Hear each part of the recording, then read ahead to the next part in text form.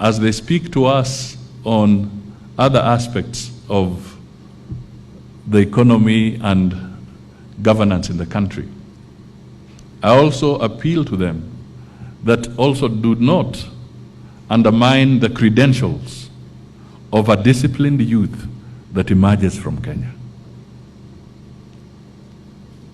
Let us not also undermine our own credentials. We have achieved something through our young people as being disciplined, focused. Let us also make sure that that specific strength or attribute is not undermined by our actions that do not reflect discipline as we go forward. It could have an impact on the great opportunities that we are providing both outside and even internally. We must not scare potential industrialists on the ability of our young people and the character of our young people. It is important that that remains a pivotal aspect of where we want to go. I can give examples. Right now, Germany, through their parliament, have said they have a gap of about 250,000 unskilled people. Skilled people who want to recruit globally. Let Kenya provide maybe the bulk of that. And bilateral agreements are being negotiated. Labor agreements are being negotiated to that. We have other agreements within the European Union and others we are about to conclude another one with the United Arab Emirates, SEPA. And we are in motion with other Gulf states as well, anchoring a proper legal framework that will support our young people as they go into some of these places. There's a program that is also running as we speak, where the UK, for instance, has been coming in, and so far they have taken close to 2,000 young people in the agricultural sector in the United Kingdom. And they are now saying that this is the place. Only a few weeks ago, they were here again going through a recruitment process because there's good talent here. So you are laying the base and the foundation for a very strong engagement. But as we look outside, we must also not lose sight of the fact that at the end of the day, most of the jobs will be home-based. The bulk of the jobs will still be here in Kenya. And therefore, we must collectively work together so that industry can expand, agriculture can expand, the technological ICT space can expand, and other areas, so that the absorption, the greater absorption, remains here. Because we also need those young men and women to work here, anchored by those who get opportunities outside. So we all have a challenge, and I can tell you that as we reform, as we put the corrective measures in place going forward, our key anchor must be peace and stability, so that that environment can be conducive for everybody to go about their activities. It is easy to take it for granted, but I can tell you there's no peace in Sudan today. They are scattered. 23 million people, or 25, are facing a serious humanitarian crisis and total hunger. 10 million have been displaced. In some of our neighboring countries, there are serious challenges. So let's not, as a community, as a society, take our peace and stability for granted. Let us take corrective measures, but let us not undermine the peace and stability. The countries that have suffered have taken up to 40 years to start showing signs of recovery. Somalia went into chaos. It is now they're beginning to show a little bit of recovery. 40 years.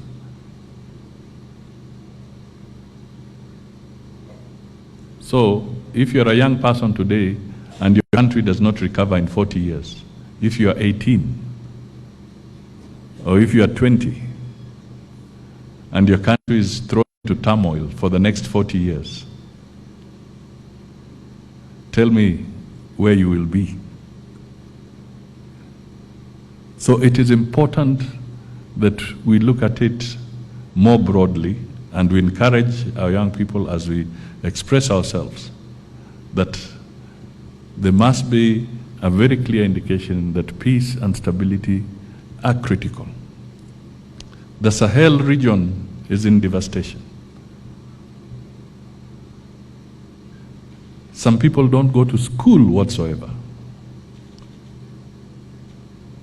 So who are we breeding in those countries when nobody goes to school? What kind of nationals is the continent creating in different parts? So I feel this particular sitting that we do what is right. Those in leadership and in authority is right. Those in school and whatever do what is right, so that we handle with dignity and integrity the responsibilities we have at every stage in our human life calendar,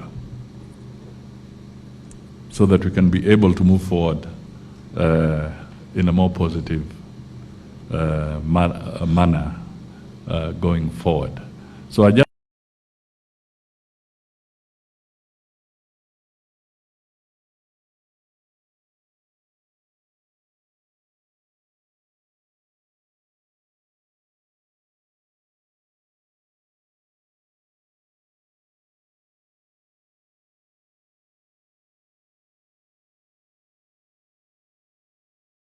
on Al Jazeera. Switch on Al Jazeera and see for yourself what is happening in Sudan.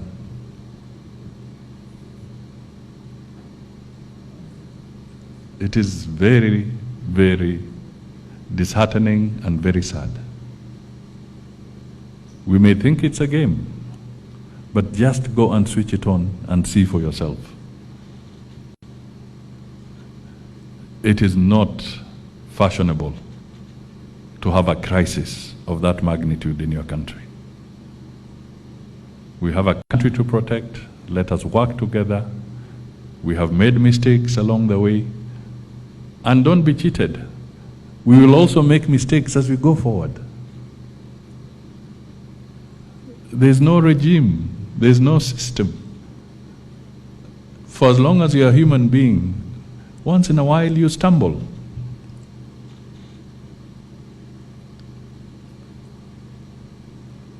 Our forefathers were there. They did what they did. You cannot say they never made mistakes. They did make mistakes. But they held on to the country. We are here today. We shall make our mistakes, all of us. But the country must not go down with our mistakes, because there'll be another generation to come and take over. These are the critical issues that I think we all need to really ponder over and reflect upon. And I can tell you, resuscitating an economy is not a joke. It's not a joke. It's not instant coffee. it takes time. And sometimes it can take a very, very long time. Sit back and imagine what it might take to reconstruct Gaza today.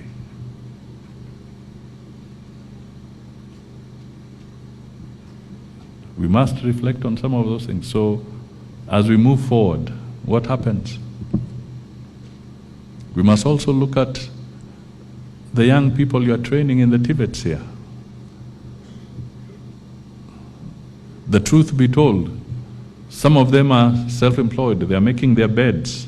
They are making furniture in certain aspects of our cities and our urban areas. Now, just imagine you as a TVET, you have done your graduate, you've done your best, you've taken time, you've designed your bed, or you've designed the piece of furniture, and some people just come and damage it and ruin it. You have spent money, perhaps you have, it's on credit from a financial institution or a cooperative society. Those guys will not wait for you. They'll want their payment. But somebody somewhere has just come and damaged it. That's not right. Even if we are expressing ourselves, why are you impoverishing the young men and women who are the TVET? Because the truth be told, at my age, Musalia Mudavadi, I am now old, I cannot learn that skill. I would be a very slow operator of the kind of skills that you're dealing with. So who are you undermining when you hit at those places? You're undermining the young people of this country. Not Musalia Mudavadi, the young people. So I thought that sometimes we should not shy away from speaking to some of these issues, but in a sober manner so that we all reflect on them. We take criticism as it comes, we learn from it, but always a moment of meditation, taking a step back and reflecting.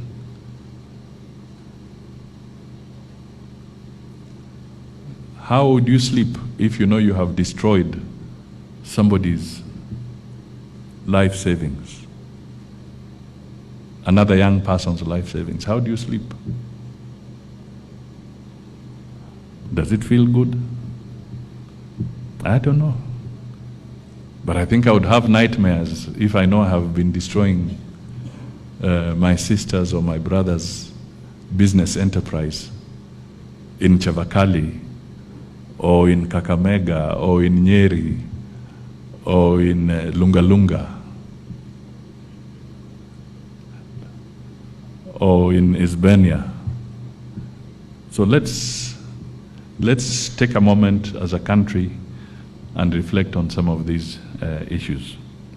So ladies and gentlemen, it is now my opportunity to say that by the powers vested in me by the TVET Act, number 29 of 2013, and Executive Order number 1 of 2022, I officially release the March-April 2024 assessment results and declare the TVET SADC strategic plan officially launched.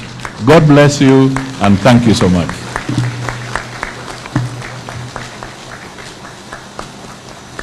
Good. So what do we do next?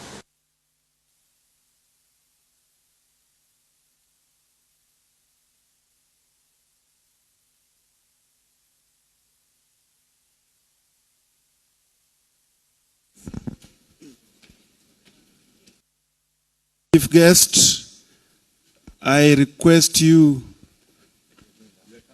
yes, to